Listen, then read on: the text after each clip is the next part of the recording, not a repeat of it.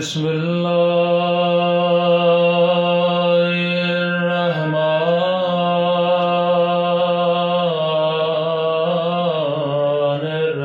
الرحيم الحمد لله رب العالمين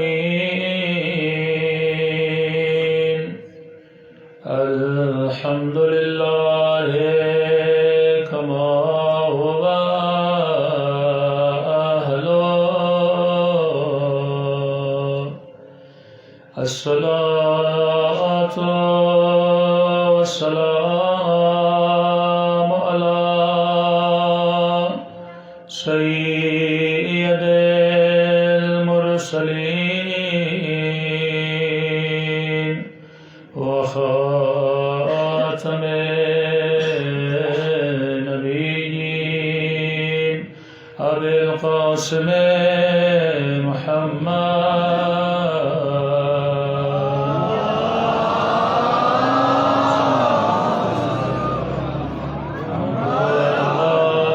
آله الطيبين الطاهرين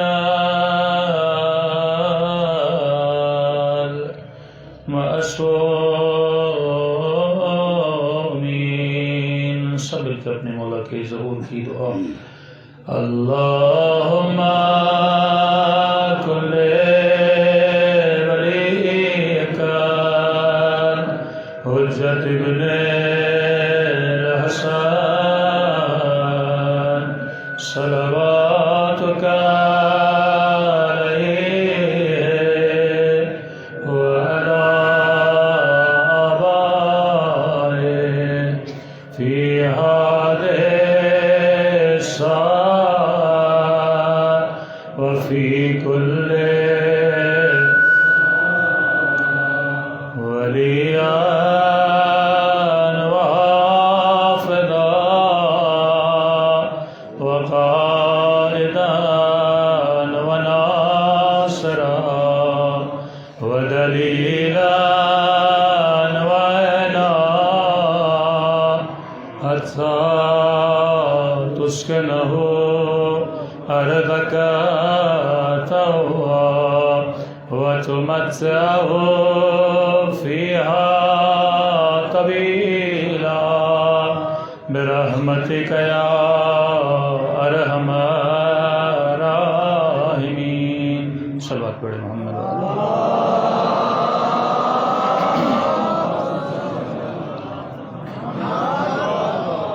بسم اللہ الرحمن الرحیم رب اشرح لی صدری ویسر لی امری واحلل عقدۃ من لسانی یفقهوا قولی اما بعد فقد قال سبحانه وتعالى في محکم کتابه قل لا اسألكم علیہ اجرا الا المودۃ فی القربہ صلوات پڑھے محمد وعلی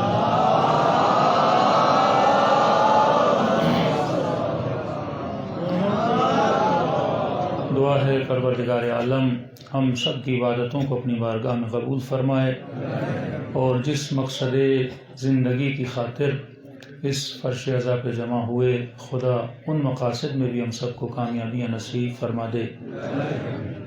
آپ کی خدمت میں عرض کیا کہ انسان کے وجود کو اگر کوئی چیز کنٹرول کرتی ہے تو وہ انسان کا قلب ہے، وہ انسان کا دل ہے۔ دل مرکز ہے وجود انسان کو چلانے کے لیے۔ حیات جسم کے لیے بھی دل کا ہونا بہت ضروری ہے اور حیات روح کے لیے بھی دل کا ہونا بہت ضروری ہے۔ ایک تو اس دل کا ظاہری وجود ہے جو گوشت کا لوتھڑا ہے، جو چلتا ہے دھڑکتا ہے، جس سے انسان کے وجود کو طاقت ملتی ہے، توانائی ملتی ہے۔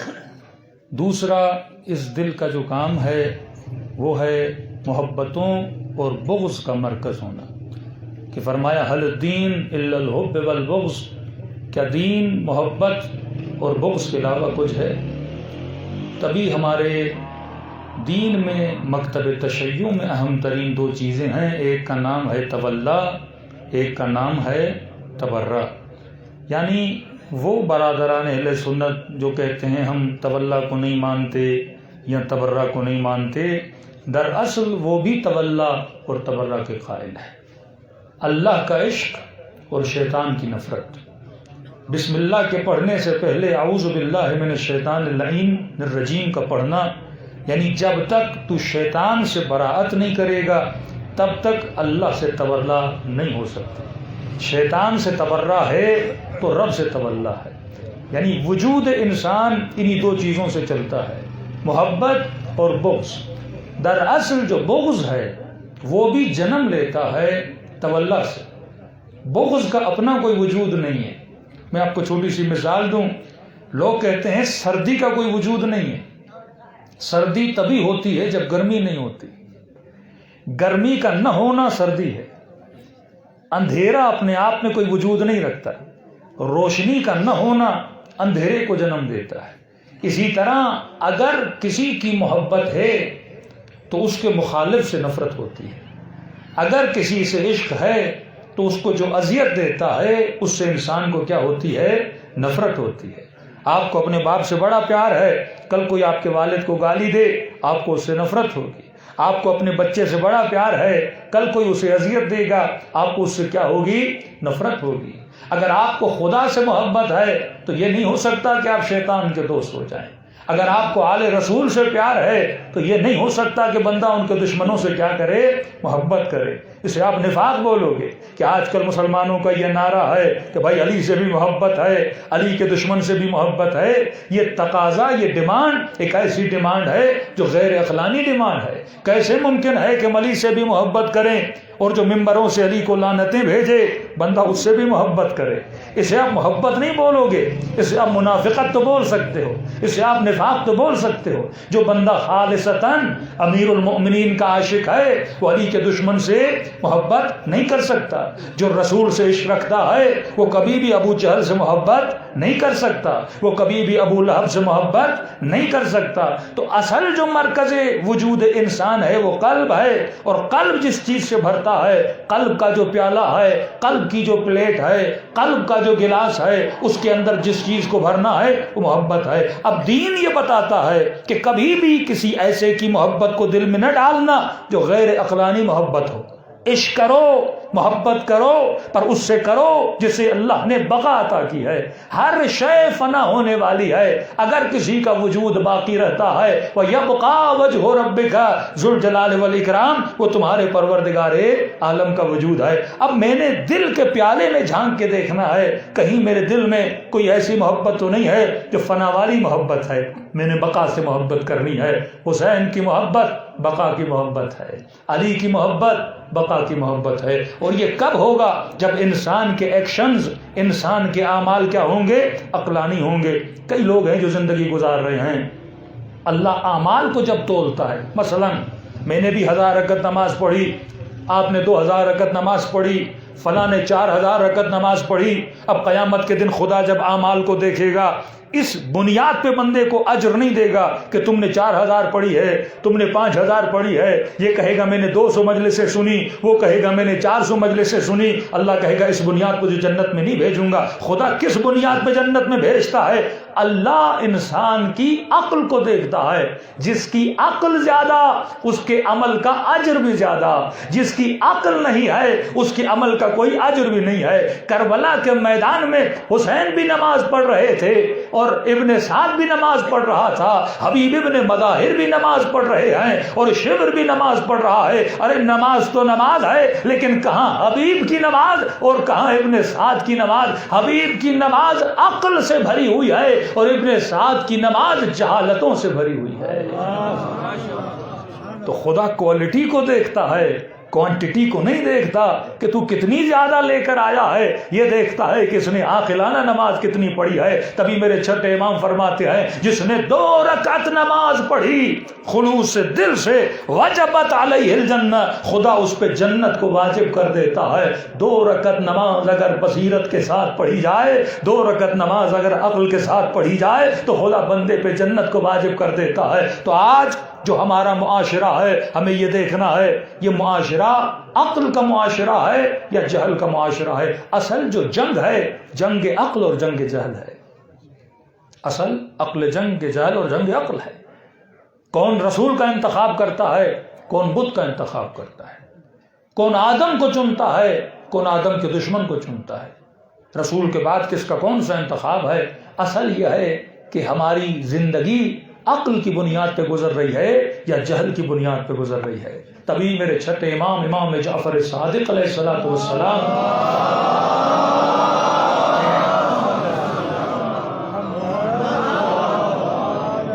میرے مولا نے 75 لشکر بتائے ہیں.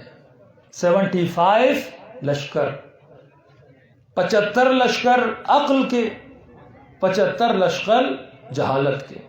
اور فرمایا ہر انسان انہی لشکروں کی مدد سے دنیا میں زندگی گزارتا ہے. مثلا صبر لشکر عقل ہے، شکر لشکر عقل ہے، شہوت لشکر جہل ہے، غضب غصہ لشکر جہل. لشکر جہل کا مطلب کیا کہ شیطان کس چیز کے ذریعے انسان کو گمراہ کرتا ہے. جس انسان میں غصہ زیادہ اس کو غصے کے ذریعے گمراہ کرے گا، جس انسان میں شہوت زیادہ شہوت کے ذریعے گمراہ کرے. ہم سب کی کوئی نہ کوئی کمزوری ہے اور شیطان اسی کمزوری پہ ہاتھ رکھتا ہے اور انسان کو تباہ و برباد کرتا ہے. لیکن پھر کہوں ساری کمزوریوں کا مرکز کیا ہے؟ محبت ہے. ٹاپک سے ہٹ نہ جاؤں، ساری کمزوریوں کا مرکز کیا ہے؟ محبت ہے. اب میں نے یہ دیکھنا ہے کہ میں عقل کی محبت میں گرفتار ہوں یا جہالت کی محبت میں. اگر مال کی محبت بڑھ گئی اور صرف انسان مال کے پیچھے لگے، کوئی کہے گا ہیرون بیچو اتنا مال ملے گا. اب یہ نہیں دیکھے گا کہ یہ مال حلال سے آ رہا ہے حرام سے آ رہا ہے، کیونکہ صرف مال کے پیچھے جائے گا اور مال کی محبت اسے دشمن خدا بنا دے گی. لیکن کہے نہیں میں نے مال سے محبت کرنی ہے لیکن اتنی کرنی ہے جتنی خدا مجھے اجازت دے. میں نے اولاد سے محبت کرنی ہے پر اتنی کرنی ہے جتنی پروردگار عالم مجھے اجازت دے، اس سے زیادہ میں نے نہیں کرنی. اور میں نے کل کہا کہ دشمن کا سب سے بڑا حربہ جو ہوتا ہے انسان کو گمراہ کرنے کا، وہ سب سے پہلے آپ کے دل میں غلط محبت کو ڈال دیتا ہے. اگر آپ کے اندر اس قلب کے اندر ناپاک محبت آ گئی تو انسان تباہ و برباد ہے. اب آپ کہیں گے مولانا ہمارے دلوں میں تو امام حسین کی محبت ہے، ہمارے دلوں میں تو امیر المومنین کی محبت ہے.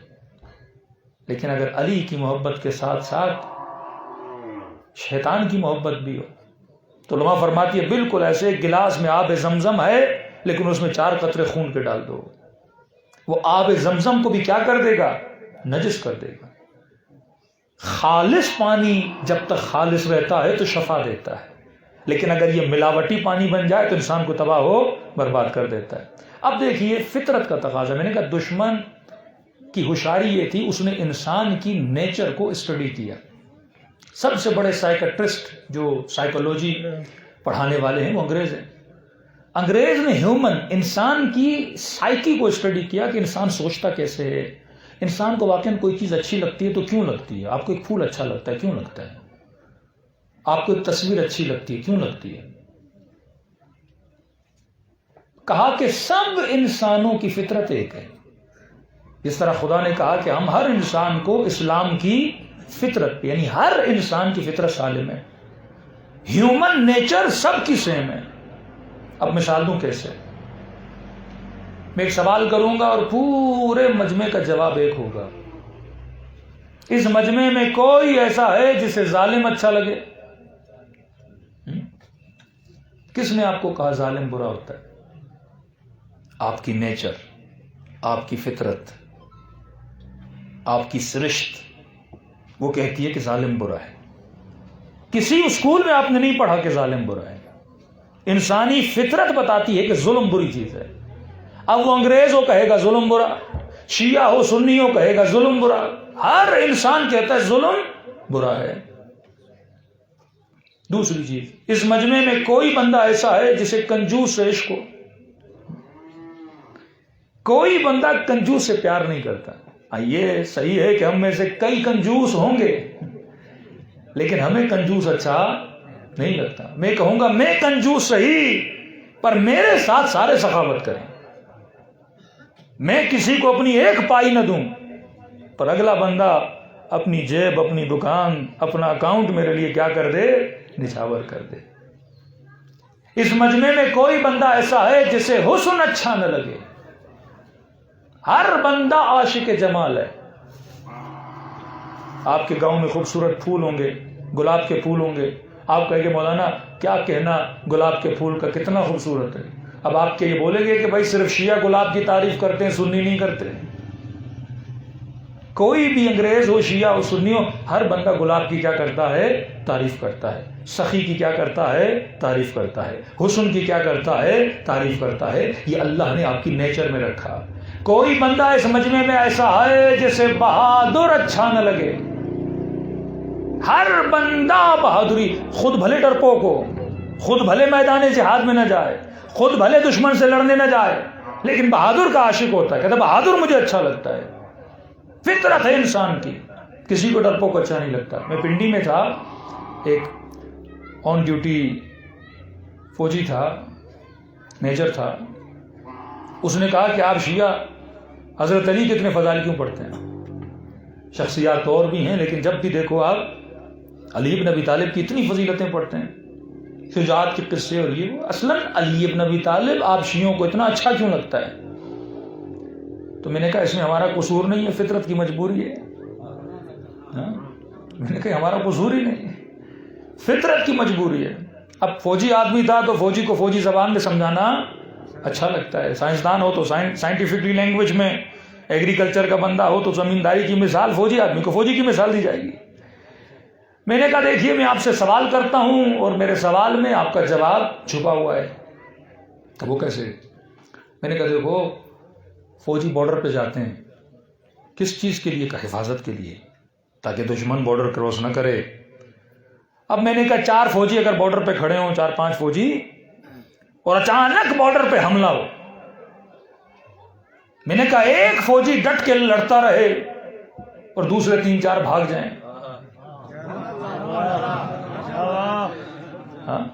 فطری سوال ہے، میں تاریخ میں نہیں جا رہا۔ ہمیشہ دیکھیں لوگوں کو عقل سے سمجھائیے، فوراً مکتب اہل بیت میں آ جائیں گے۔ ہم اتنے تاریخی قصوں میں پڑھتے ہیں، جھگڑے پڑ جاتے ہیں۔ یہ مکتب عقل ہے۔ جتنی عقلانیت مکتب تشیع میں کسی مکتب میں نہیں۔ یہ تو انگریزوں نے بھی برملا کہا کہ ہم نے سارے مسلمانوں کے مکاتب کو اسٹڈی کیا، شیعہ مکتب عقل ہے، تعصب کی بات نہیں، واقعاً آپ دیکھیے مکتب عقل ہے۔ میں نے کہا ایک سپاہی کھڑا رہے، لڑتا رہے، اپنے وجود پر زخم کھائے اور چند سپاہی بھاگ جائیں، فوج کس سپاہی کی عزت کرے گی؟ اب میں نے کہا فوج کسی بھی ملک کی ہو، پاکستان کی ہو، انڈیا کی ہو، آسٹریلیا کی ہو، کسی بھی ملک کی ہو، قاعدہ کلی ہے۔ اس نے کہا نہیں، جو لڑے گا وہ غازی کہلائے گا، اس کو میڈل ملے گا، جو بھاگ جائے گا فوج سزا بھی دے گی، کبھی اسے محبت نہیں کرے گی۔ میں نے کہا بول بھی خود رہے ہو، پوچھ بھی خود رہے ہو کہ شیعوں کو علی اچھا کیوں لگتا ہے۔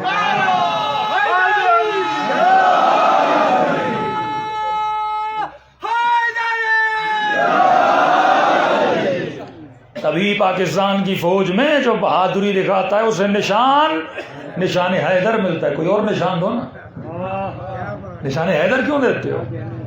علی اگر ہمیں اچھے لگتے ہیں اس میں ہمارا کمال تھوڑی ہے، علی کا کمال ہے۔ حسین اگر گاندھی کو اچھے لگتے ہیں، لوگ کہتے ہیں گاندھی نے کمال کر دیا، حسین مولا کی تعریف کر دی۔ بھائی گاندھی کا کیا کمال ہے؟ یہ حسین کا کمال ہے۔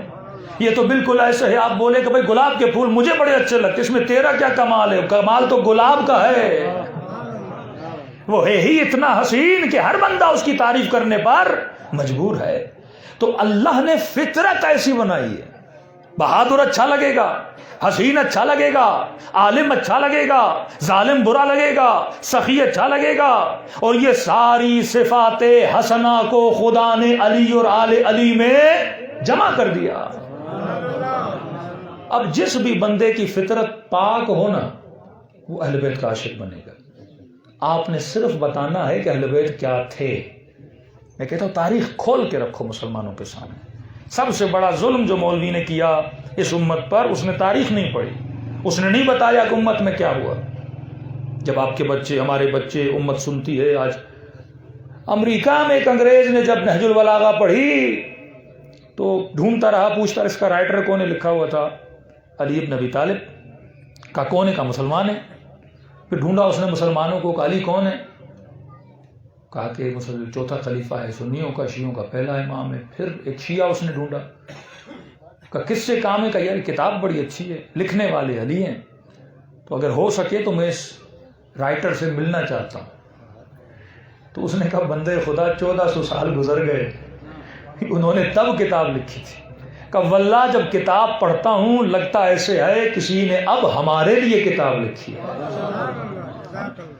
اتنے فضائل امیر المؤمنین، علم اہل بیت علیہ الصلوۃ والسلام، تو یہ فطرت کا تقاضا ہے۔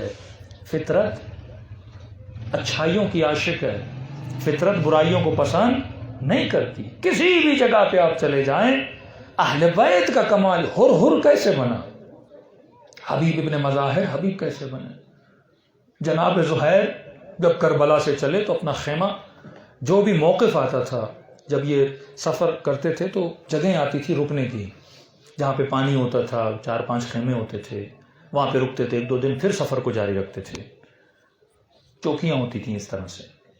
تو زہیر اپنا خیمہ امام حسین کے ساتھ نہیں لگاتا تھا، کہیں ایسا نہ ہو حسین بلائیں، اور کیونکہ امام حسین کی اسٹریٹجی سے یہ ایگری نہیں کرتا تھا، تو کہتا تھا خیمہ میرا دور لگاؤ، فرزند رسول سے آمنا سامنا ہوگا، اچھی بات نہیں ہے۔ اور امام نے جب پیغام بھیجا، سفرے پر بیٹھا تھا، کھانا کھا رہا تھا، کہ تبھی لقمہ اٹھایا ہی تھا، تو آواز آئی انا برید الحسین، میں حسین کا قاصد ہوں اور فرزند رسول تجھے بلا رہے ہیں۔ کہتے لقمہ منہ میں ڈالنے والا ہی تھا، 1 منٹ کے لیے زہیر رک گیا، اسے کہوں تو کیا کہوں۔ یہاں پر خیمے کے اندر سے اس کی بیوی کی آواز ہے، زہیر تو سفرے پہ بیٹھا ہے، لقمے چبا رہا ہے، جبکہ فرزند رسول، جس کے لیے رسول نے کہا سیدہ شباب اہل الجنہ، وہ تجھے بلا رہے ہیں۔ بیوی نے غیرت دلائی، سوئے ہوئے ایمان کو جگایا۔ بعض اوقات انسان غافل ہوتا ہے نا، امام حسین کی مجلس اسے بیدار کرتی ہے۔ بعض اوقات انسان دنیا میں اتنا مگن ہو جاتا ہے، بھول جاتا ہے کہ میں نے 60 سال کے بعد زمین کے نیچے چلا جانا ہے، 60 سال کے بعد زندگی ختم، ایک اور زندگی کے لیے آیا تھا اور اسی دنیا میں مگن ہو گیا اور گم ہو گیا اور بھول گیا کہ حیات ابدی کے لیے دنیا میں بھیجا گیا ہوں۔ کہا اٹھ، فرزند رسول بلا رہے ہیں، زوجہ ہو تو ایسی، بیوی ہو تو ایسی جو شوہر کی غفلتوں کو بیدار کرے۔ کہا اٹھا اور سیدھا گیا امام حسین کے خیمے میں۔ علماء لکھتے ہیں ہمیں نہیں پتا کہ حسین نے کیا کہا، لیکن جب خیمے سے باہر آیا تو چہرہ نورانی، تیور بدلے ہوئے، سوچ بدلی ہوئی، اور خیمے میں واپس گیا۔ بیوی کو کہا میں نے تجھے اپنے نکاح سے آزاد کیا، یہ زمین یا مال و منال تمہارے لیے، واپس اپنے گھر چلی جا، میں اب حسین کو چھوڑنے کے لیے تیار نہیں ہوں۔ بیوی نے کہا جا تو رہے ہو، لیکن ایک وعدہ کر کے جاؤ، جب شہید ہو جاؤ تو جنت میں جاؤ گے تو مجھے اپنے ساتھ لے کر جاؤ گے، کا وعدہ ہے۔ علماء کہتے ہیں ہمیں نہیں پتا امام حسین نے سے کیا کہا۔ اہل بیت کو زیادہ کہتے نہیں تھے، سوئے ہوئے انسانوں کو بیدار کرتے تھے۔ آسان سی مثال دوں، مثلا آپ گاڑی چلاتے ہیں، سردی کا موسم ہے، آپ کے یہاں سردی زیادہ ہوتی ہے، آپ کی گاڑی کے شیشے پہ دھند آ جاتا ہے، شیشہ ہے، آنکھیں ہیں، سب کچھ ہے، روڈ بھی ہے، لیکن دھند آتا ہے، اور دھند آپ کو نہ دیکھنے پر مجبور کرتا ہے، روڈ آپ کو نظر نہیں آتا، پھر آپ گاڑی کا وائپر چلاتے ہو، وائپر جیسے چلتا ہے شیشہ صاف ہو جاتا ہے اور آپ کو روڈ نظر آنے لگتا ہے۔ کہ امام کا کام یہ وائپر کا کام ہے۔ جب انسان کے دلوں پر غفلت کی دھند بیٹھ جاتی ہے، وہ اپنی امامت سے وائپر لگاتے ہیں اور دل کا آئینہ صاف ہو جاتا ہے اور انسان کو حق کا راستہ نظر آنے لگتا ہے۔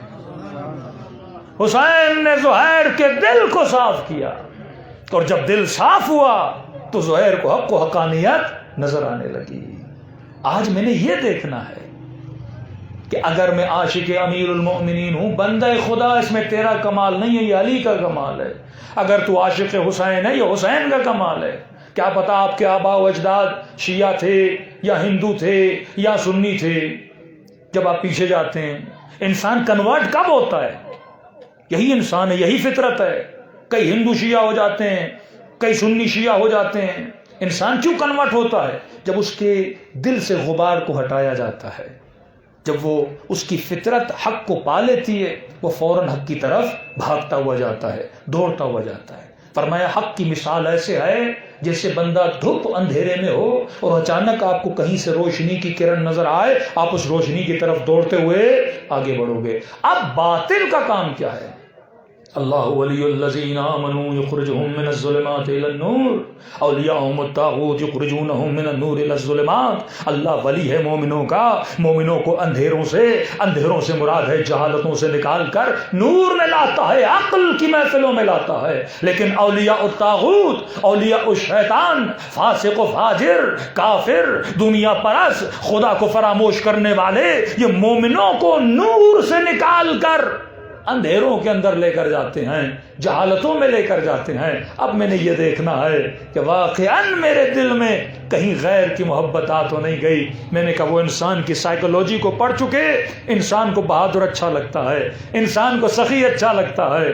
اب آپ دیکھتے ہیں کہ بڑے سے بڑا سیاستدان بھی جب اس پہ ظلم ہوتا ہے اور جب ظالم اس پہ ظلم کرتا ہے تو وہ مثال کس کی دیتا ہے؟ یزید اور حسین کی دیتا ہے کہ یہ جو ظلم کرنے والے ہیں یہ یزیدی ہیں اور ہم جو صبر کر رہے ہیں کون ہے؟ حسینی ہے. فطرت بشر ہے, انسان اپنی نسبت اچھائیوں کی طرف دیتا ہے. کوئی بھی سیاستدان یہ نہیں چاہے گا مجھے ظالم بولا جائے. پاکستان کی تاریخ میں سب سے بڑے ظالم وزیر خارجہ اگر گزرے ہیں تو یہ رانا ثناء اللہ گزرے ہیں. لیکن اسے بولو گے نا ظالم, ہو کہتا نہیں میں تو ظالم نہیں ہوں, یہ مقابل والے بڑے ظالم ہیں وہ یزیدی ہیں, میں تو حسینی ہوں. کوئی برا بھی بری نسبت اپنی طرف برداشت نہیں کرتا. ایک آدمی ایک نمبر کا کنجوس ہے لیکن اس کو منہ پہ بولو تو بڑا کنجوس ہے, ناراض ہو جاتا ہے. پتا ہے میں کنجوس ہوں لیکن کنجوس سننے سے ناراض ہوتا ہے. یزید کو بھی کوئی بولتا نا تو بڑا ظالم ہے تو بولے گا میں ظالم نہیں ہوں. فطرت انسان ہے. اب میں نے کل آپ کو فلم انڈسٹری کی مثال دی تھی نا کہ فلم انڈسٹری میں جتنے ہیرو بنائے جاتے ہیں وہ بہادر بنائے جاتے ہیں. مثلا اسپائڈر مین, اس کو بہادر دکھایا گیا ہے. اسپائڈر مین کیا کرتا ہے؟ دیواروں پہ چڑھتا ہے, چھلانگے مارتا ہے. اس کے سامنے ایک ولن بناتے ہیں اور ولن کو وہ قتل کرتا ہے. وہ کیا کرتا ہے؟ شہر کو تباہ کرتا ہے. یہ کیا کرتا ہے؟ شہر کو بچاتا ہے. کوئی بھی فلم اٹھا لیں آپ, اس میں ہیرو بہادر ہوتا ہے, ویلن نقصان کرتا ہے, ظلم کرتا ہے. ہیرو کیا کرتا ہے؟ لوگوں کو بچاتا ہے. اب یہ چھوٹا بچہ فلم دیکھتا ہے, اس کی فطرت میں ہے کہ بہادری اسے اچھی لگتی ہے, بہادر اسے اچھا لگتا ہے. تو یہ بچہ آٹومیٹیکلی کس کا عاشق بنے گا؟ اسپائڈر مین کا عاشق بن جائے گا. اب اگر یہ اس کا عاشق بن رہا ہے, یہ بری چیز ہے یا اچھی چیز ہے؟ اگر یہ اسپائڈر مین کا عاشق بن رہا ہے, بری چیز ہے یا اچھی چیز ہے؟ لوگ کنفیوز ہیں, پتہ نہیں اچھی ہے بری ہے. ہاں اچھی چیز ہے, صحیح کہہ رہے ہیں, اچھی چیز ہے کیونکہ اسے اچھا دکھایا گیا ہے. یہ اچھائی کا عاشق بن رہا ہے. اب مسئلہ کہاں پر ہے؟ یہ عاشق تو بہادری کا بن رہا ہے لیکن جسے بہادر سمجھ رہا ہے وہ بہادر ہے ہی نہیں. بات کا مسئلہ یہ ہے, ہر قوم کو ضرورت ہے اپنے بچوں کو ہیرو دیں. قومیں بغیر ہیرو کے نہیں رہ سکتی ہیں. کسی بھی دنیا کے ملک میں چلے جائیں, فوج اپنے لیے ہیرو بناتی ہے. مثلا شہید بھٹی پاکستانیوں کا ہیرو تھا, قوم ہیرو بناتی ہے. رشیا میں چلے جائیں ان کے ہیرو ہیں, ایران چلے جائیں ان کے. قومیں بغیر ہیرو کے نہیں رہ سکتی. ہیرو رول ماڈل ہوتا ہے. یہی چیز انہوں نے اسٹڈی کی سائیکولوجیکلی. امریکہ نے, ویسٹرن ورلڈ نے کہا بھائی بچے بغیر ہیرو کے نہیں رہ سکتے. تو کہ ہمارے پاس تو ہیرو ہے ہی نہیں. کہ نہیں ہے تو کیا ہم بنائیں گے؟ فلموں سے ہیرو بنائیں. انڈیا کا ہمارے پاس ہیرو تو نہیں ہے, کہ ہیرو بنائیں گے. فلموں سے ہیرو بنائیں. کہ ایک ناچنے والی، ایک گانے والی 33 ملین اس کے فالوور ہیں، ایک اداکار 130 ملین فالوور ہیں. مذاق تھوڑی 130 ملین فالوور. پوری دنیا میں شیعہ 400 ملین، 450 ملین، اور ایک ناچنے والا، ڈھنکیاں بجانے والا بندہ ہو اور اس کے 200 ملین یوٹیوب پر فالوور ہو. یہ وہ باطل ہے. اس قدر اس باطل کی محبت انسان کے وجود میں ڈال دی جاتی ہے کہ انسان اس کا عاشق بن جاتا ہے. تبھی فرمایا شیعو شکر خدا ادا کرو، سجدہ شکر ادا کرو کہ اس منبر نے تیرے بچوں کو ہیرو دیے پر حقیقی بہادر دیے. انہوں نے بھی اپنے بچوں کے لیے بہادر بنائے پر فلمی بہادر ہیں، حقیقت میں بہادر نہیں ہے. لیکن اگر آپ کو بتایا جاتا ہے علی بہادر ہیں تو حقیقت میں علی بہادر ہیں، حسین صابر ہیں تو حقیقت میں حسین صابر ہیں. کس رونے کی قیمت ہے؟ دیکھو رونا رونا ہے. غور کیجیے ان جملوں پر. آپ ایک ڈرامہ دیکھتے ہو، اس میں کوئی سین آتا ہے، بندہ روتا ہے، کسی پہ ظلم ہو رہا ہے، کسی کا باپ مر گیا، کسی کا بیٹا مر گیا، مختلف سین آتے ہیں ڈراموں میں. خواتین الا ماشاء اللہ روتی ہیں، بیچارہ مر گیا، بڑا اچھا آدمی تھا. اب اس کا رونا نیچرل ہے کیونکہ انسان، پھر کہوں گا ظلم اسے اچھا نہیں لگتا. رحم دل ہے انسان. انسان اللہ کی صفات کا مظہر ہے، خدا رحمان و رحیم ہے. اس کے وجود میں بھی اللہ نے رحم رکھا ہے. ظلم اسے اچھا نہیں لگتا، انسان روتا ہے. لیکن اس رونے کی کوئی قیمت نہیں کیونکہ جذباتی کریا ہے. کئی ہندو جناب علی اصغر کے مصائب سنتے ہیں روتے ہیں. اس کا رونا ایسا ہی ہے جیسے کسی فلم کا سین دیکھ کے رونا. معرفت والا نہیں ہے نا، جذباتی رونا ہے. آپ کسی کا ظلم سنو آپ رو گے. ترکی میں زلزلہ آیا، ایک بچی بیچاری پتھروں کے نیچے پھنس گئی، پوری دنیا روئی اس پر. سیرین بیچارے لوگ جب ہجرت کر کے یورپ جا رہے تھے، ایک بچے کی پکچر بڑی مشہور ہوئی تھی، سمندر کے کنارے اس کے جوتے پڑے ہوئے تھے، ننھا سا بچہ، پوری دنیا روئی تھی.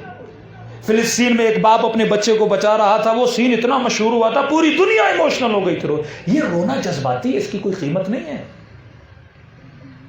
کیونکہ حقیقت کا رونا نہیں ہے. ایک فلم ہے، ایک سین ہے، اس کے پیچھے حقیقت نہیں ہے. لیکن ایک مرتبہ آپ امام حسین پہ روتے ہو، قصہ حقیقت والا ہے، جھوٹا نہیں ہے، تو رونا بھی کیا ہو گیا؟ حقیقت والا ہو گیا. ایک مرتبہ صرف مجلس میں مسائل سن کے رو کے چلے جاتے ہو، جذبات ختم، مصیبت گئی. لیکن ایک مرتبہ نہیں، معرفت امام حسین رکھ کے روتے ہو. وہ کیسے؟ فرماتے ہیں کربلا کے میدان میں سیدہ زینب جب امام حسین کے لاشے کو دیکھتی ہیں تو بہت روتی ہیں. علماء فرماتے ہیں یہ رونا بہن کا بھائی پر تھا. کہتے ہیں نہیں، یہ جزع، یہ فضا، یہ رونا، یہ چیخنا، یہ لطم اور ماتم کرنا سیدہ زینب کا کیا بھائی کے لیے تھا؟ اتنا بی زینب رو رہی تھی بھائی کے لیے نہیں، کیونکہ بہن بھائی کے لیے روئے اس کی کوئی قیمت تھوڑی ہے. کتنے بھائی مرتے ہیں اور بہنیں روتی ہیں بھائیوں پر، کتنے باپ مرتے ہیں اور بیٹے روتے ہیں والدین پر، کتنے بیٹے مرتے ہیں اور والدین اپنے بیٹوں پہ روتے ہیں. اگر رونا بہن کا بھائی کے لیے ہوتا تو قیمت نہ ہوتی. کہ زینب اگر رو رہی تھی بھائی کے لیے نہیں، اس لیے رو رہی تھی کوئی ولی خدا ہے جس کے لاشے کو پامال کیا گیا ہے. امام وقت کے لاشے کو یہ مقام گریا ہے کہ سورہ شمس میں خدا کہتا ہے ناقۃ اللہ سقیاها فکذبوا فعقروا فدمدم علیہم ربهم فسواها ولا يخاف عقباها. کتنی اونٹنیاں کٹتی ہیں اللہ نہیں بولتا، لیکن یہ جو اونٹنی کٹی اللہ کی اونٹنی تھی. ناقۃ اللہ، شاعر اللہ. لاکھوں گھر گرائے جائیں قیمت نہیں، لیکن مسجد گرائی جائے حرمت ہے. لاکھوں کتابیں جلائی جائیں پرواہ نہیں، لیکن قرآن کو جلایا جائے حرمت ہے. لاکھوں گھر گرائے جائیں لیکن خانے خدا پہ اگر کوئی حملہ کرے یہ حرمت خانے خدا ہے. حسین کی نسبت پروردگار عالم سے ہے، نبی کا نواسا، امام وقت، اور اس کے لاشے پر گھوڑے دوڑائے جائیں. یہ گریا تھا زینب کے لیے، امام کے لیے رو رہی تھی.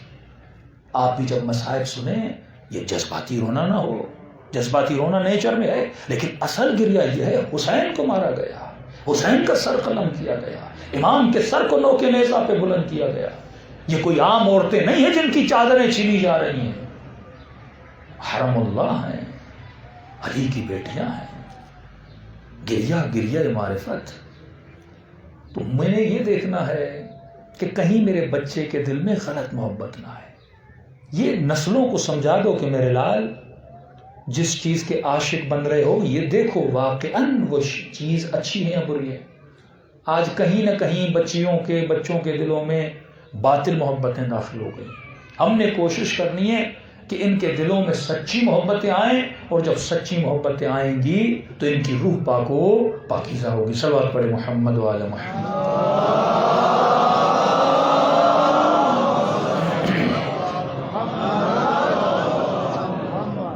اب محبت کو دل میں ڈالنے کے لیے جو دشمن کا طریقہ ہے وہ کیا ہے؟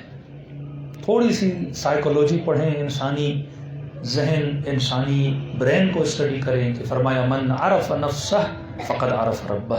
خدا کو پہچاننا ہے تو پہلے خود کو پہچانو۔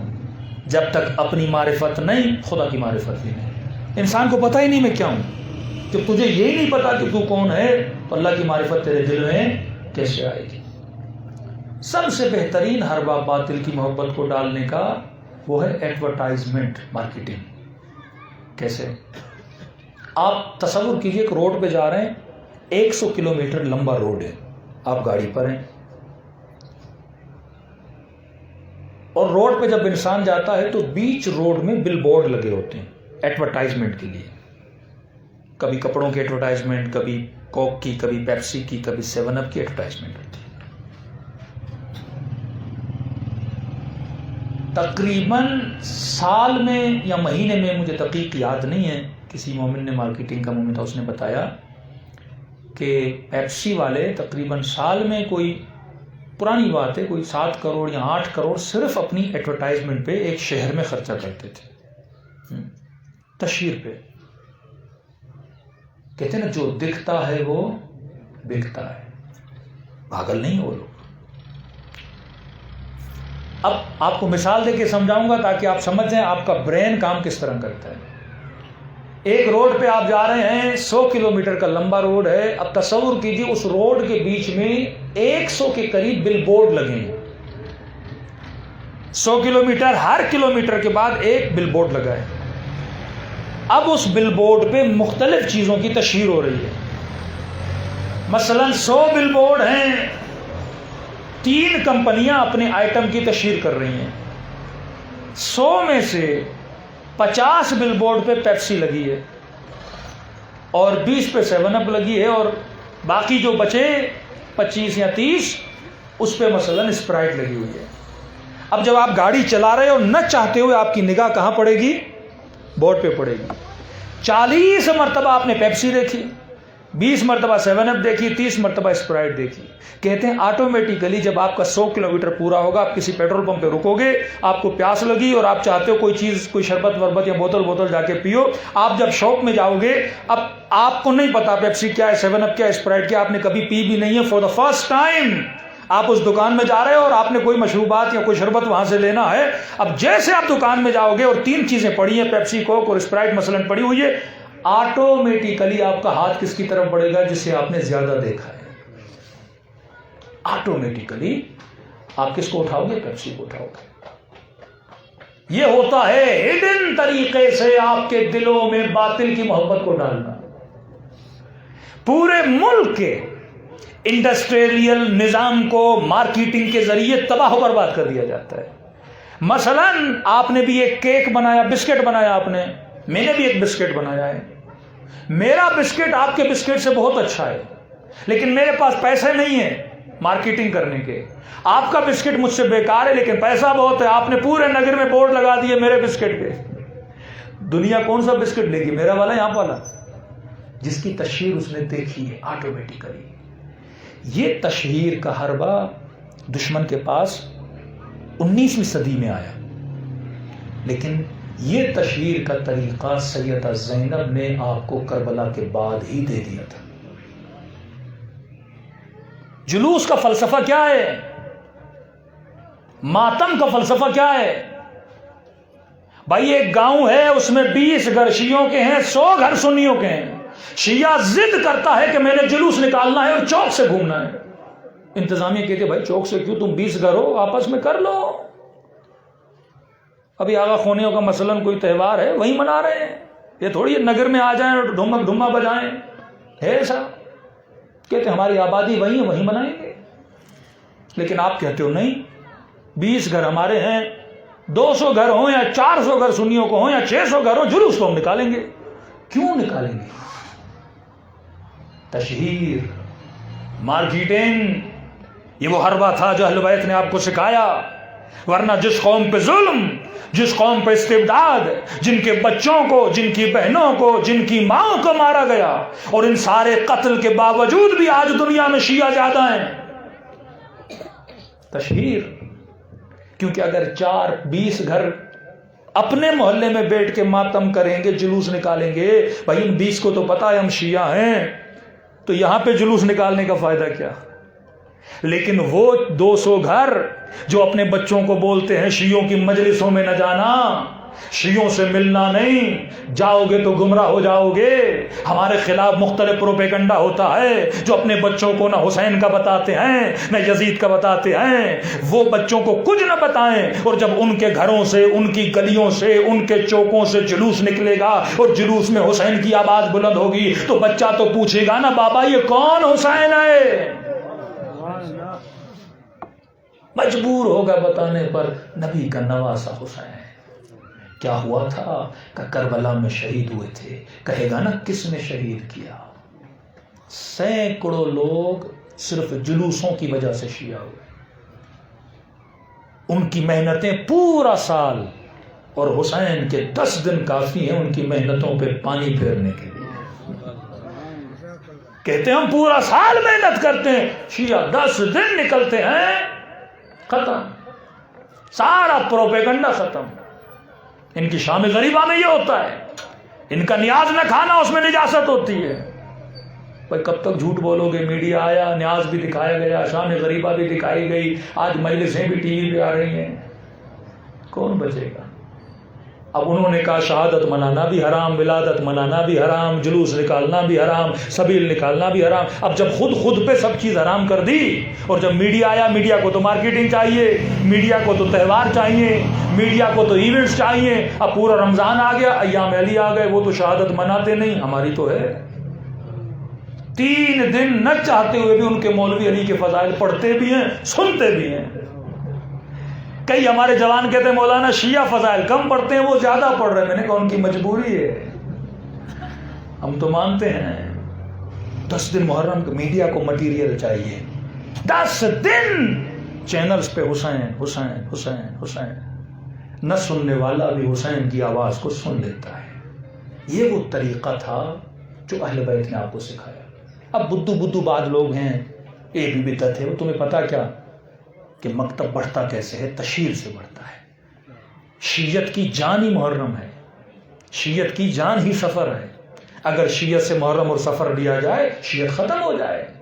ہماری نسلوں کو پورا سال وہ گمراہ کرتے ہیں میڈیا کے ذریعے، سوشل میڈیا کے ذریعے. 10 دن فرش عزا پہ یہ جوان آتا ہے اور حسینی بن کے چلا جاتا ہے. یہ وہ خوراک ہے مجلس، خوراک روحانی ہے. یہ وہ مارکیٹنگ کا طریقہ تھا جو اہل بیت نے سکھایا. راوی کہتا ہے محرم کا چاند نظر آتا تھا اور امام رضا کو میں نے دیکھا سر پہ امامہ اتارتے تھے، خاک کو سر پہ ڈالتے تھے، پاؤں سے جوتیاں اتارتے تھے، گریباں کو چاک کرتے تھے، اور مدینے کے بازار میں پیدل چلتے تھے. عرب میں کوئی ایسا کرے نا تو یہ مانا جاتا تھا اس کے گھر میں کوئی فوتگی ہو گئی ہے، انتقال ہو گیا ہے. کہتے تھے فوراً مجمع دوڑا امام رضا فرزند رسول کیا ہوا؟ خیریت تو ہے؟ کس کا انتقال ہوا؟ کہتے تھے کربلا میں میرے جد کو مارا گیا. تعجب سے کہتے تھے اتنے سال گزر گئے، غم ایسے منا رہے ہیں جیسے آج شہید ہو گئے. کہتے تھے میں نہ مناتا لیکن منانے پر مجبور ہوں، کیونکہ ہم نے غدیر نہ منایا تو غدیر بھول گئے. واللہ اگر ہم کربلا نہ مناتے، یہی لوگ کہتے یہ سارا ڈرامہ ہے، کربلا میں کوئی حسین مارا نہیں گیا۔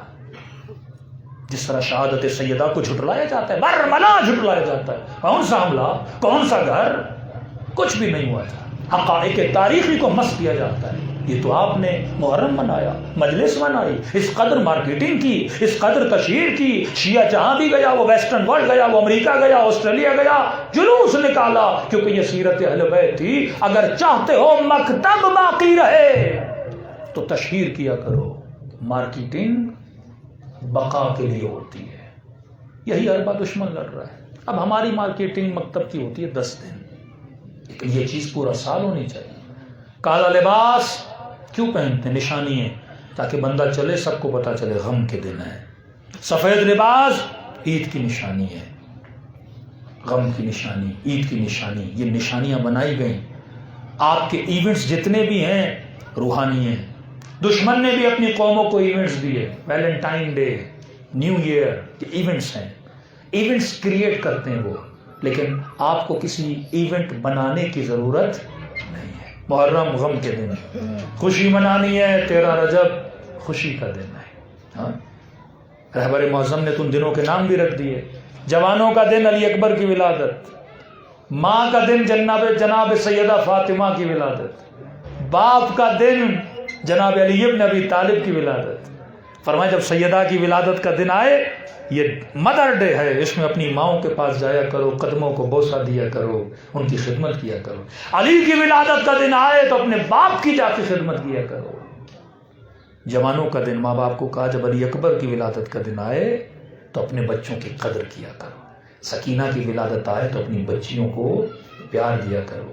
ہمیں دشمن سے کسی تہوار کو لینے کی ضرورت نہیں ہے، ہمارے پاس ہر چیز پہلے سے عطا کردہ موجود ہے۔ صلوات پڑھے محمد و آل محمد۔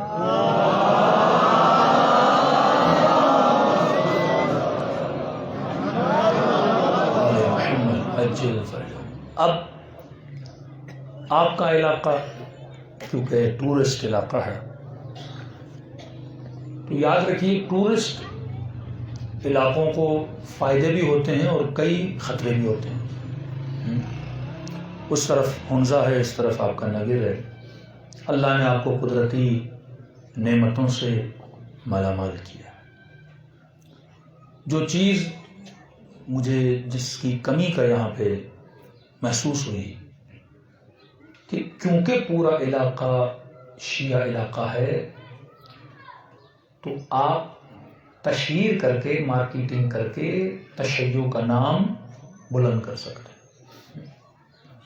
مطلب کوئی بھی اس علاقے میں ان ہو تو اسے پتہ لگے کہ میں اہل بیت کے علاقے میں آ گیا، اسے پتہ لگے۔ اگر پتہ نہ لگے تو اس کا مطلب آپ کو مارکیٹنگ کی ٹیکنکس نہیں آتی جو اہل بیت نے سکھائی ہیں۔ ہماری تشہیر کا سب سے بڑا شاخسانہ علم حضرت عباس۔ آپ سندھ جائیں گے، مختلف علاقوں میں جائیں گے، آپ کو جگہ جگہ علم نظر آتے ہیں۔ کوئی بھی خالی جگہ ملتی ہے شیعہ وہاں پہ علم لگا دیتے ہیں۔ علموں کی بڑی کمی ہے آپ کے علاقوں میں۔ نام حسین ہو، نام عباس ہو، حضرت علی کا نام ہو، اہل بیت کے فرامین دیواروں پہ ہونے چاہیے، صفائی ستھرائی، اخلاق، کہ وہ سارا پروپیگنڈا، کیونکہ پوری پاکستان کی کریم یہاں آتی ہے تو وہ آپ کا اخلاق دیکھے، آپ کا کردار دیکھے، آپ کی رفتار دیکھے اور ساتھ میں اسے پتہ چلے کہ واقعاً میں شیعہ علاقے سے ہو کر آیا ہوں۔ ایک تو یہ۔ دوسرا یہ ہے کہ جب کوئی ٹورسٹ آپ کے علاقے میں آتا ہے اس کے کئی نقصانات بھی ہوتے ہیں۔ فائدہ تو ہوتا ہے اکنومیکلی آپ فائدہ کریں گے، لیکن اکثر اپر پنجاب سے ادھر ادھر سے آتے ہیں، بد حجاب عورتیں، بے حیائی یعنی نوجوان آتے ہیں۔ اب ظاہر ٹورسٹ ہیں، آپ نے احترام کرنا ہے، سب کچھ کرنا ہے، تو وہ اپنی کئی چیزیں آپ کے علاقے میں چھوڑ کے جاتے ہیں۔ مغرب ایک ملک ہے، عربک کنٹری، موروکو۔ موروکو میں حجاب بے انتہا زیادہ تھا۔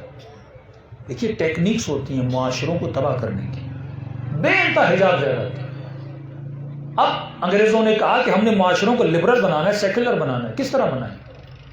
جو خاتون حجاب کرتی ہے آپ اسے بولو گے چادر ہو تو کبھی نہیں اتارے گی، جو جوان نمازی اسے بولو کہ نماز چھوڑو، نہیں چھوڑے گا. جو حسینی اسے بولو کہ حسین کو چھوڑ دو، نہیں چھوڑے گا. وہی تشہیر، وہی مارکیٹنگ کا طریقہ. انہوں نے کہا کچھ کرنے کی ضرورت نہیں ہے. ایک تعصب ہوتا ہے نا حجاب پر، ایک غیرت علاقائی ہوتی ہے. انہوں نے کیا کیا کہ مغرب موروکو کی گلیوں میں 20-25 بے حیا بے حجاب عورتوں کو چھوڑ دیا. کہ تجھے مہینے میں مثلا 2 لاکھ 4 لاکھ سیلری دیں گے، تمہارا کام یہ ہے کہ موروکو کی گلیوں میں بازاروں میں چلو بے حجاب ہو کے، ڈیلی یہی کام ہے تمہارا. بس ساری بے حجاب عورتوں کو 20 تھی 30 تھی جتنی بھی تھی ایک عدد، اور یہ ڈیلی بس نکلتی تھی پوری بازاریں روڈ گھوم گھوم کے شام کو گھر جاتی تھی. یہ ان کا کام تھا. اب وہ عورتیں جو حجاب کرتی تھیں انہوں نے دیکھا. آپ جب دیکھتے ہو نا ایک چیز پسند آتی ہے، آپ جب دیکھتے ہو تو قبح ہے گناہ ختم ہو جاتا ہے. کیوں فرمایا اگر 2 لوگوں کو بدکاری کرتے ہوئے دیکھا ہے معاشرے میں بیان نہ کیا کرو. ایک برائی 2 لوگوں کو پتا ہے 100 لوگوں کو نہیں پتا، بیان کرو گے قبح ہے گناہ ختم ہو جائے گا. جو گناہ کو کبھی مانتا ہے سن گئے گا. پہلے ایک بندہ مر گیا، اب پاکستان میں 100 لوگ بم میں مر گئے، پرواہ نہیں، 100 لوگ مر گئے، اچھا اللہ غریب رحمت کرے. 200 لوگ مر، کوئی اس قوم نے اتنا سنا 200 مر گئے، 250 مر گئے، 700 مر گئے، 20 مر گئے، 30، اب پرواہ نہیں. اس کا کبھی ہونا ختم ہو گیا. الراشی والمرتشی کلاہما فی النار، رشوت لینے والا دینے والا دونوں جہنم میں. لوگ کہتے تھے کان پکڑتے تھے کون لے گا رشوت. اب پتا چلا اس سسٹم کے اوپر سے لے کے نیچے تک سارے کے سارے راشی ہیں. سن کے عادت ہو گئی ٹی وی پہ. اس نے اتنے لیے ویڈیوز آ گئی، اس نے اتنے کروڑ دیے، اتنے میں نے خریدے، اتنے MP خریدے، اتنے میں خریدے، اتنے میں بکے، پرواہ نہیں. قوم کو بھی عادت ہو گئی، اچھا 20 کروڑ لیے، کم لیے تھوڑا زیادہ لیتا. قبح گناہ ختم ہو گیا. بے حجاب عورتوں کو محلوں میں چلایا، مارکیٹوں میں چلایا، گناہ کا کبھی ہونا ختم ہو گیا. اب جرت پیدا ہوئی کہ ہم بھی تھوڑی بے حجابی کر لیں. ٹیڑھے میڑھے لوگ تو ہر جگہ ہوتے ہیں نا، سارے کے سارے تو متقی اور پرہیزگار نہیں ہوتے. اس طرح سے آج پورے موروکو میں، عرب کنٹریز میں سب سے زیادہ بد حجابی عریانی موروکو میں طریقے ہوتے ہیں. تو ٹورسٹ جو آتے ہیں ظاہر بد حجاب ہیں، کسی کی چادر نہیں، کسی نے ویسٹرن کپڑے پہنے ہوئے ہیں. آپ کے بچے، آپ کی بچیاں، آپ کے جوان دیکھیں گے تو کیا ہوگا؟ اس کے اثرات ہوتے ہیں. لیکن یہ ٹو وے ہے. اگر وہ اثر چھوڑ کے جا رہے ہیں تو اگر آپ کے علاقے میں وہی علامات جو بتا رہا ہوں، تشیع کی علامات علم کی صورت میں، فرامین اہل بیت کی صورت میں، حجاب کی صورت میں، اخلاق کی صورت میں وہ پائی جائیں گی تو وہ بھی یہاں سے کچھ سیکھ کے اثر لے کے واپس جائیں گے. یہ ٹو وے ہے. اب آپ کی مرضی ہے. یہ کربلا کا میدان ہے. اسی کربلا کے میدان میں شبر بھی ہے، حر بھی ہے. حر اثر لے رہا ہے حسین سے، شبر نہیں لے رہا. یہ نہیں کہ سارے کے سارے اثر نہ لیں. علاقوں کو ایسا بنائیں کہ جو بھی آئے آپ کے علاقے سے اثر لے کر جائے. آپ کربلا جاتے ہو اثر لے کر آتے ہو کہ نہیں آتے؟ آپ ایران جاتے ہو ایز اے ٹورسٹ جاتے ہو نا، کربلا ایز اے ٹورسٹ جاتے ہو نا. 3 دن رہتے ہو، 4 دن رہتے ہو، اثر لیتے ہو وہاں سے، وہاں کے لباس سے، وہاں کی چادر سے، مختلف چیزوں سے اثر لیتے ہو، روحانیت آتی ہے. اسی طرح اگر اہل ولایت کے علاقے میں کوئی غیر ولائی آئے تو یہاں سے تھوڑا بہت ولایت کا اثر لے کر چلا جائے. صلوات پڑھے محمد آل محمد.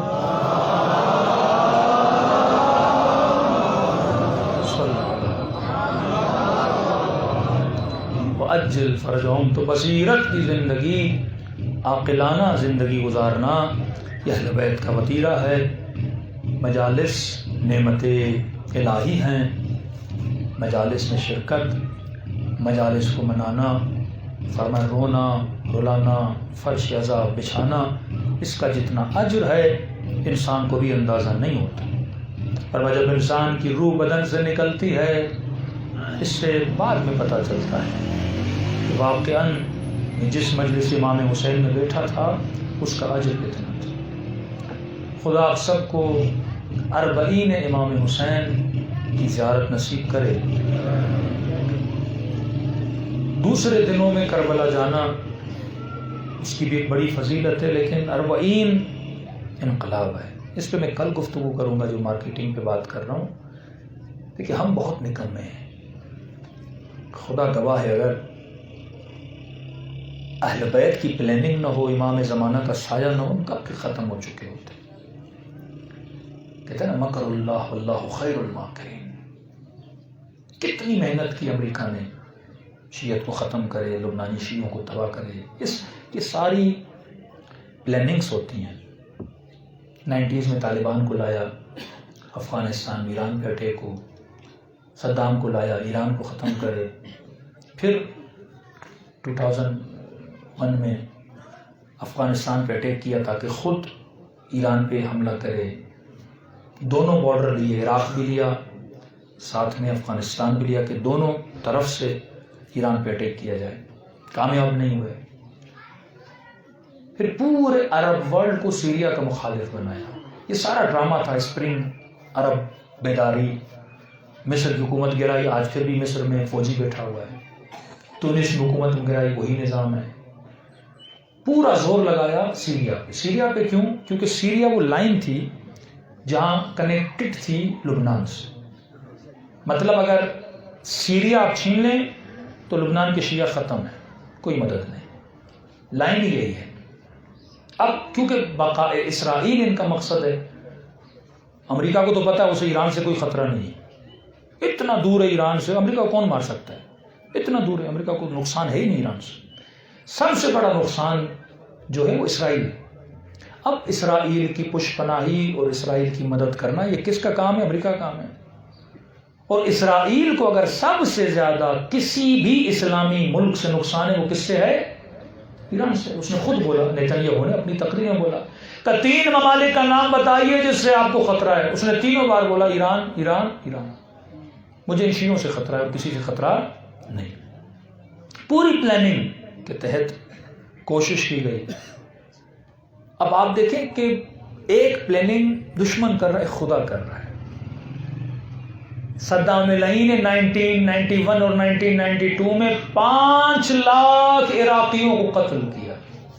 5 لاکھ شیعوں کو قتل کیا تاکہ تشیع ختم ہو جائے. اور وہی صدام جس نے اس کو بٹھایا تھا اسی نے اس کو آگے اتارا. وہ لیبی کا قذافی جس نے شہید موسیٰ صدر کو شہید کروایا، کس طریقے سے وہ مارا گیا. اللہ بھی بدلہ لیتا ہے اپنا، ایسا نہیں ہے. اور پلیٹ میں رکھ کے عراق کو انہوں نے شیعوں کے حوالے کر دیا. شیعوں کے حوالے ہونا اور ہے، لیکن اچانک سے 40 جیسا بہت بڑا ایونٹ وجود میں آنا یہ معجزہ سے کم ہے کہ 22 ملین لوگ نجف سے چلیں پیدل کربلا. اب ہوتا کیا 40 میں تفصیل میں کل بتاؤ. یہ معجزہ ہے. 40 کا ایونٹ بنانا یہ امام زمانہ کے کارناموں میں سے کارنامہ ہے.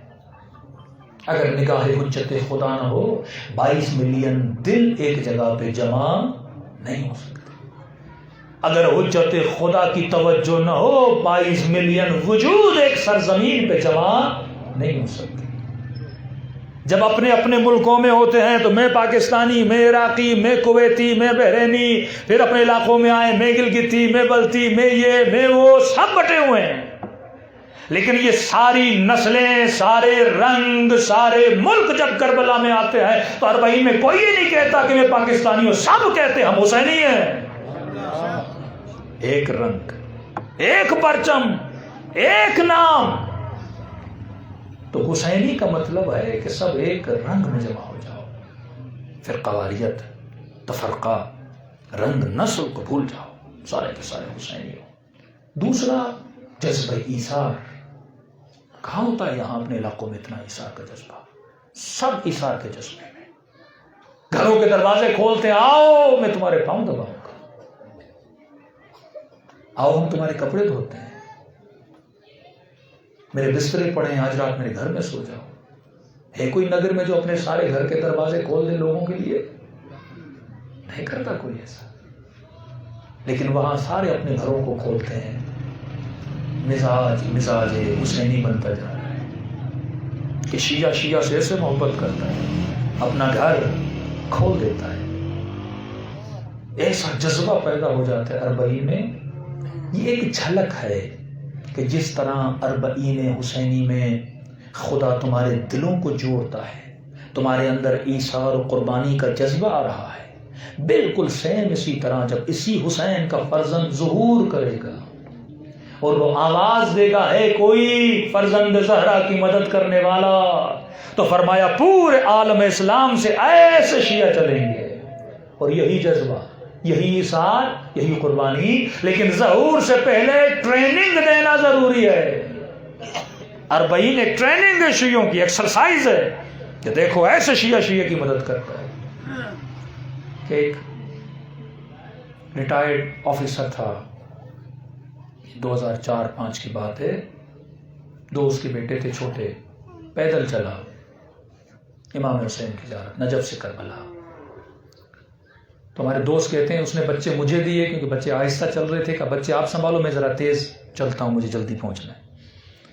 کہتا وہ ہم سے 10 پول آگے تھا، 10 پول ہوتے ہیں وہاں پہ، مشین ضبط کرتے ہیں۔ تو کہتے ہیں اچانک دھماکے کی آواز آئی، آگے ہم نے دیکھا کوئی 10-15 پول آگے دھماکہ ہوا ہے۔ بچے پریشان ہوئے کیونکہ ان کے بابا آگے تھے، دوڑے آگے بڑھے، بابا کرتے کہتے جب پہنچے دھماکے کی جگہ پہ تو لاشیں، گوشت کے لتھڑے، کٹے ہوئے اعضاء، کبھی ادھر دوڑ رہے ہیں بابا کہاں ہیں، کبھی ادھر دوڑ رہے ہیں بابا کہاں ہیں۔ اچانک اس بھیڑ میں دھوئے میں ان کو ان کا والد نظر آیا، دیکھا کسی پول کے ساتھ ٹیک لگا کے بیٹھا ہے، بڑا سکون سے۔ کہتے آگے بڑھے، انہوں نے کہا الحمدللہ بابا زندہ ہے، لیکن جیسے آگے بڑھے دیکھا اس کی دونوں ٹانگیں کٹی ہوئی ہیں۔ اب بیٹے رو رہے ہیں، فوراً بابا کو ہاسپٹل لے جانا ہے۔ یہ ہمارے دوست کہتے ہیں کہ اس نے اپنے دونوں بیٹوں کا ہاتھ پکڑا اور میرے ہاتھ میں دیا کہ یہاں صرف میں زخمی نہیں، اتنے لوگ پڑے ہوئے ہیں، ہمیں تو کوئی نہ کوئی ایمبولینس آئے گی اٹھا کے لے جائے گی، تم جلدی کرو میرے بیٹوں کو کربلا لے جاؤ کیونکہ حسین انتظار کر رہا ہے۔ یہ جذبہ،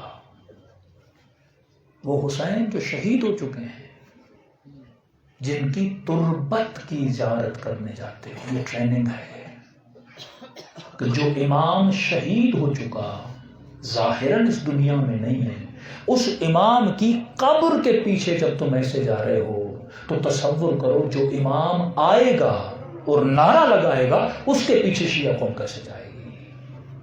یہ ایک ٹریننگ ہے دلوں کو جوڑنے کے لیے۔ مجلس کا مکتب، مجلس کا مطلب سویلائزڈ ہونا۔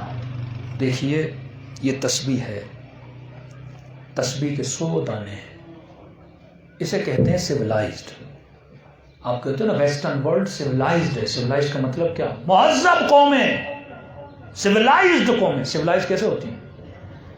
یہ تسبیح سویلائزڈ ہے، متحد ہے، اتحاد ہے، اس میں 100 دانے ایک دوسرے کے ساتھ ملے ہوئے ہیں۔ کس نے ان دانوں کو ملایا؟ کس نے ملایا ان دانوں کو؟ دھاگے نے۔ قوم بننا چاہتے ہو نا، شیعہ قوم، قوم کا مطلب ہے نظریہ ایک، عقیدہ ایک، محبتیں ایک۔ جب یہ ساری چیزیں ایک ہوتی ہیں تو پھر بندہ کیا بنتا ہے؟ قوم بنتا ہے۔ آسان مثال دے رہا ہوں تاکہ سمجھ جائیں۔ اب میں ہوں اس تسبیح کا دشمن، میں اس تسبیح کی سویلائزیشن کو ختم کرنا چاہتا ہوں، میں ان دانوں کو جدا کرنا چاہتا ہوں۔ بڑی بات نہیں ہے، ہتھوڑی اٹھا کے دانوں کو توڑوں گا تو بے وقوف کہلاؤں گا۔ یہی کام دشمن نے کیا، اس شیعہ کو مارو، اس کو گولی مارو، اس کو شہید کر دو، کیا قوم شیعہ ختم ہو گئی؟ نہیں، قومیں اس طرح ختم نہیں ہوتی۔ انگریز بڑا تیز تھا، اس نے کہا نہیں، دانوں کو نہیں مارو، دھاگے کو کاٹو، دھاگا کٹے گا دانے بکھر جائیں گے۔ شیعہ قوم اگر سویلائزڈ ہے نظریے کی وجہ سے، عقیدے کی وجہ سے، کہ ان کے عقیدے کاٹو، ان کے نظریے کاٹو، قوم بکھر جائے گی۔ نظریہ ولایت، عزاداری امام حسین، یہ وہ آپ کے عقیدے ہیں، یہ وہ آپ کی سوچیں ہیں جنہوں نے آپ کو اکٹھا کیا. آج مختلف رنگ اور مختلف قوم سے لوگ ہیں، لیکن آپ سب کو فرش ازا پہ کس نے جمع کیا؟ محبت امام حسین نے. اگر ہم سب کی محبتیں ایک ہو جائیں تو ہمیں کوئی جدا نہیں کر سکتا. اگر ہم سب کی پسند ایک ہو جائے تو ہمیں کوئی جدا نہیں کر سکتا. قومیں کب جدا ہوتی ہیں؟ جب مختلف لیڈر بنائے جاتے ہیں. پاکستان میں اتنا انتشار کیوں ہے؟ کیونکہ اس قوم کو کبھی بھی ایک لیڈرشپ کے نیچے جمع کرنے نہیں دیا تو قوم تباہ ہو گئی نا. ترکی ترقی کر رہا ہے کیونکہ ایک لیڈر ہے اردوغان. رشیا طرف پورے تباہ شدہ رشیا کو اگر کسی نے اٹھایا، پوٹین نے اٹھایا لیڈرشپ. ایران بچا ہوا ہے خامنی کی وجہ سے. خدا نہ خواستہ کل خامنی کو کچھ ہو جاتا ہے اور ایران میں کوئی مضبوط لیڈرشپ نہیں آتی، آپ مت سوچئے کہ ایران باقی رہے گا. بقا ملتی ہے قوموں کو لیڈر سے. سب سے بڑی جو پولیٹیکل غلطی اس ملک میں ہو رہی ہے، کسی بھی ایک لیڈرشپ کو رہنے نہیں دیا جا رہا. لیڈرشپیں مضبوط ہوتی ہیں، لیڈرشپوں کو ختم کیا جاتا ہے. اب یہ تو پولیٹیکل مسئلہ ہے نا، یہی مذہبی ایشوز نہیں ہے. قومیں جب مختلف لیڈرشپوں میں بٹ جاتی ہیں، قومیں تسبیح کے دانوں کی طرح بکھر جاتی ہیں. کوئی ایک ملک دکھائیے جس نے واحد لیڈرشپ کے نیچے نہ ہو، اس نے ترقی نہ کی. انڈیا ترقی کر رہا ہے، کتنا بھی جابر ظالم جو بھی ہو، لیکن قوم اگر اس کے نیچے جمع ہے تو وہ کیا کرتا ہے؟ ترقی کرتا ہے. تو آپ کی بقا عزاداری ہے، آپ کی بقا مرجعیت ہے، آپ کی بقا ذکر امیر المومنین ہے، یہ ولایت ہے. کبھی بھی ان چیزوں پہ کمپرومائز نہ کریے. محبتیں ایک ہوں گی تو دنیا بھی آباد، آخرت بھی آباد. صلوات پڑھے محمد و آل محمد.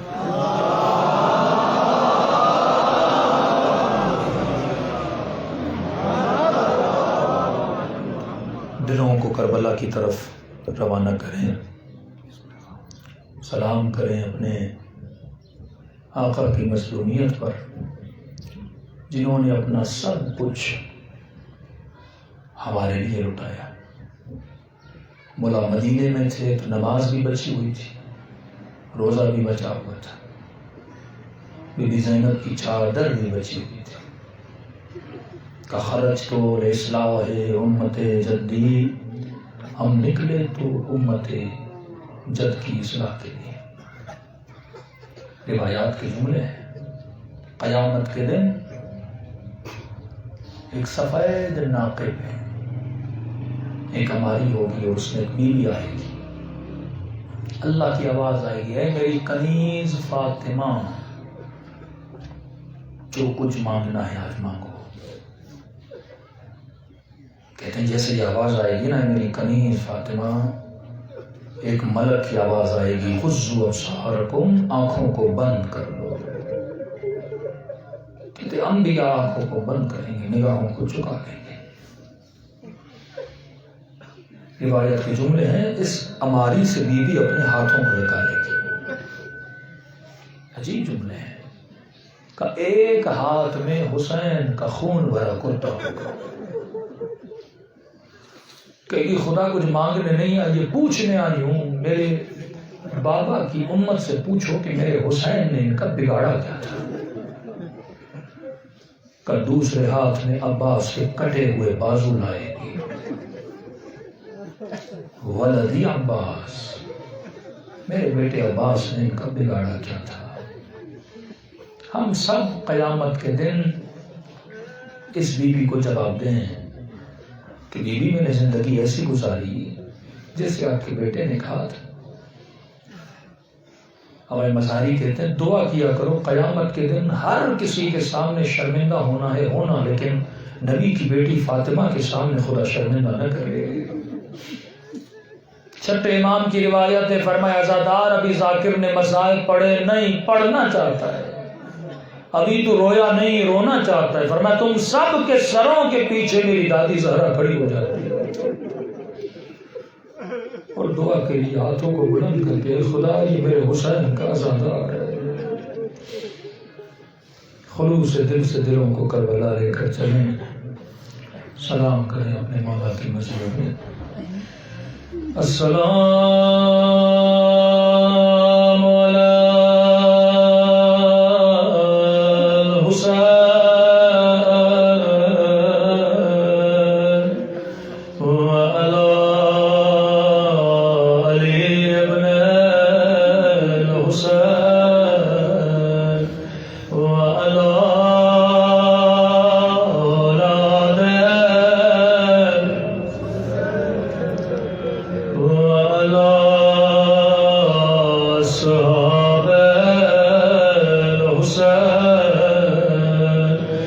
السلام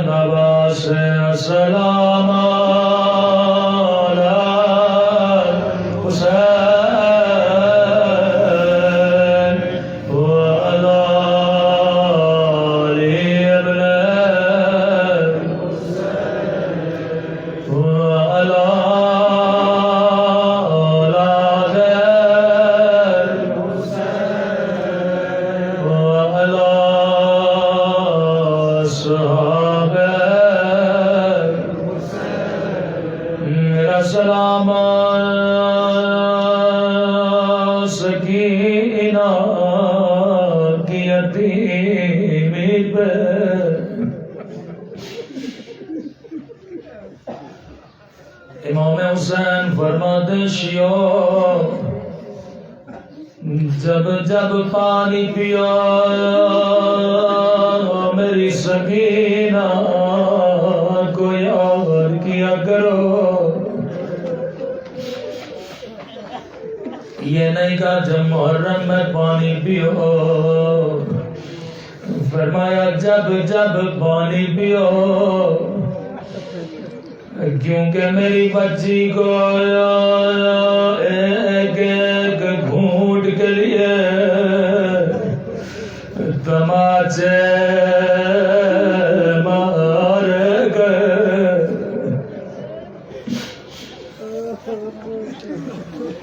کسی نے میرے چوتھے امام سے کہا مولا کیا شیمر کے پاس اپنی کوئی بچی نہیں تھی جس کی اپنی بچی ہو وہ کبھی بچیوں کو تماچے نہیں مارتا. امام نے کہا اپنی بچی تھی کہ مولا پھر سکینہ کو کیوں مارتا تھا؟ سکینہ سے کیسی دشمنی؟ فرمایا دشمنی سکینہ سے نہیں تھی، دشمنی زین العابدین سے تھی، دشمنی زینب سے تھی. کہ اگر کوئی تجھے زیادہ تکلیف دینا چاہے وہ تجھے نہیں مارے گا، تیرے سامنے تیرے بچے کو مارے گا. فرمایا جب میرا دل دکھانا تھا میرے سامنے سکینہ کو تاریان مارتا تھا. جب زینب کا دل دکھانا تھا یہ زینب کے سامنے بچی کو مارتا تھا. ایک آسٹریلیا کا مومن کہتا ہے مولانا میں پہلے بھی سکینہ پہ روتا تھا لیکن اب زیادہ روتا ہوں. میں نے کہا زیادہ کیوں روتے ہو؟ رو کے کہنے لگا مولانا پہلے اللہ نے بچی نہیں دی تھی لیکن جب سے گھر میں بیٹی پیدا ہوئی ہے مجھے سمجھ نہیں آتی. امام زین العابدین نے یہ منظر کیسے برداشت کیا ہوگا؟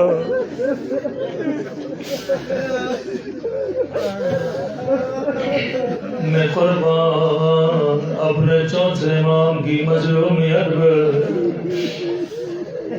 کبھی امام زمانہ فرماتے ہیں شیعو جب تیری آنکھوں میں آنسو ہو سب سے پہلے میرے ظہور کے لیے دعا کیا کرو. مومن نے کہا مولا جب دعا کروں خدا کو کون سا واسطہ دوں؟ فرمایا اللہ دو واسطے کبھی رد نہیں کرتا. ایک خدا کو پھوپھی زینب کا واسطہ دیا کرو، دوسرا خدا کو میری سکینہ کا واسطہ دیا کرو، اللہ یہ واسطے کبھی رد نہیں کرتا۔ آئیے آج ایسا واسطہ دیں خدا کسی کو خالی ہاتھ نہ لوٹائے۔ میں آپ سے کہوں اگر آپ کو کہا جائے آپ کے محلے میں علی کی بیٹی کا قافلہ آنے والا ہے، آپ کیسے استقبال کرو گے؟ پورے محلے کے سجاؤ گے، پھولوں کی پتیوں کی بارش کرو گے، لیکن سنو گے شام والوں نے کیسے استقبال کیا؟ بازار سجائے گئے، چھتوں پہ عورتیں چڑھ گئی، جھولیوں کو پتھروں سے بھرا، کوئی پتھر مار کے کہتا تھا یہ باغی کی بہن ہے۔ ایک مرتبہ بی بی زینب نے کہا پتھر نہ مار، رو رو کے کہتی تھی پتھر مارنا ہے مار، لیکن میرے حسین کو باغی نہ کہو، میرا حسین نوازے۔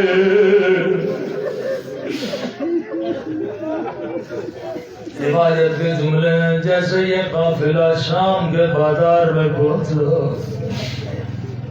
ننھی سی بی بی زینب، ننھی سی بی بی سکینہ بی بی زینب کی گودی میں بیٹھی ہے، کئی دنوں سے یہ بچی پیاسی ہے، آہستہ سے کہتی ہے پھوپھی اماں مجھے بڑی پیاس لگی ہے۔ بی بی زینب نے کہا سکینہ دیکھ رہی ہو یا پتھر مارنے والے بہت ہیں، پانی دینے والا کوئی نہیں۔ بچی خاموش ہو گئی، چھت پہ ایک مومنہ بیٹھی تھی، اس نے آواز سنی، دوڑی دوڑی گھر گئی، گلاس میں پانی بھرا، آ کر بی بی زینب کو دیا، کہتی ہے قیدی بی بی میں تیری بچی کو پانی پلاؤں گی۔ بی بی زینب نے تعجب سے کہا مومنہ سب پتھر مار رہے ہیں، تو پانی پلانے کیوں آئی ہو؟ کہتی ہے قیدی بی بی میرے مولا کا فرمان ہے، اللہ قیدیوں کی دعا رد نہیں کرتا۔ او قیدی بی بی میری زندگی گزر گئی، میں نے تجھ جیسے قیدی نہیں دیکھے، جب تیری بچی پانی پی لے میرے لیے دعا کرنا۔ بی بی زینب نے کہا سکینہ پانی بعد میں پینا، سکینہ ہم سید ہیں کسی کا احسان نہیں اٹھاتے، پہلے اس کے لیے دعا کرو۔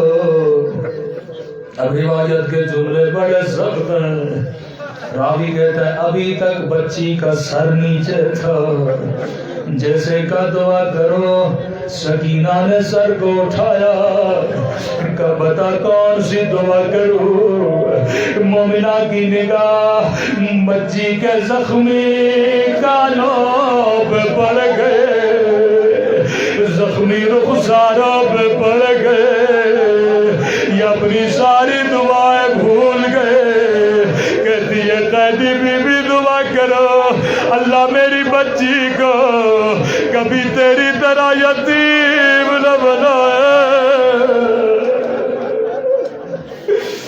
اللہ میری بچی کو تیری طرح قیدی نہ بنائے۔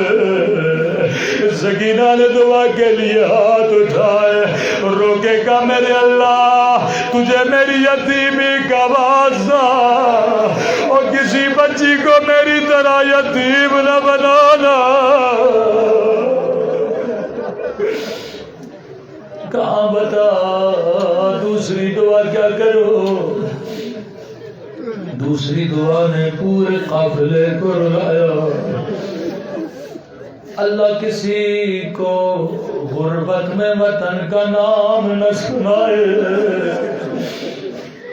کہتی ہے قیدی بیوی دعا کرو اللہ مجھے مدینہ بھیجے. زینب کو مدینہ کا نام سنا تھا. مدینے میں بیمار زہرا یاد آ گئے. کہ مومنہ مدینے جا کر کیا کرو گی؟ مدینے میں تیرے رشتہ دار ہیں. کہتی ہے قیدی بیوی یہ بھی پوچھنے کی بات ہے مدینے میں میرے رسول کا روضہ ہے. مدینے میں میرا مولا حسین. مدینے میں میرا مولا عباس. مدینے میں مجھے قرآن پڑھانے والی. مدینے میں مجھے حجاب سکھانے والی. یہ سننا تھا زینب کو بڑا رونا آیا. کوئی تو ہے جس نے میرے حسین کو یاد کیا. کوئی تو ہے جس نے میرے عباس کو یاد کیا.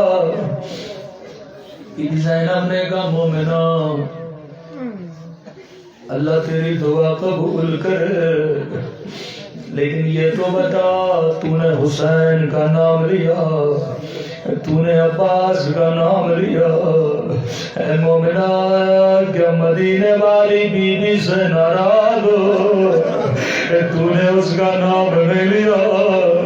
رو کے کہتی ہے قیدی بی بی میری مجال میں اپنی بی بی سے ناراض ہو جاؤں کا پھر نام بتا. کہتی ہے قیدی بی بی میری مجبوری سمجھو یہ بازار کا ماحول ہے نامحرموں کا مجمع ہے. میں اپنی بیوی کا نام نہیں لے سکتے. زینب کا بڑا پیار آیا. کہ مومنہ اگر میں دعا کروں تیری دعا قبول ہو تو کیا کہو گے؟ کہتی ہے قیدی بیوی کیا کہنا چاہتی ہو؟ کہا اگر مدینے والی بازار میں نظر آئے. یہ سننا تھا مومنہ جلال میں آ گئی. او قیدی بیوی دعا نہیں کرنی نہ کر لیکن میری بیوی کو بددعا نہ دے. میری بیوی تجھ جیسی قید لے. میری بیوی نام ہے علی کی بیٹی کا. اتنا سننا تھا زینب کو جلال آیا. اپنا چہرہ اٹھایا. ام حبیبہ نہیں پہچانا.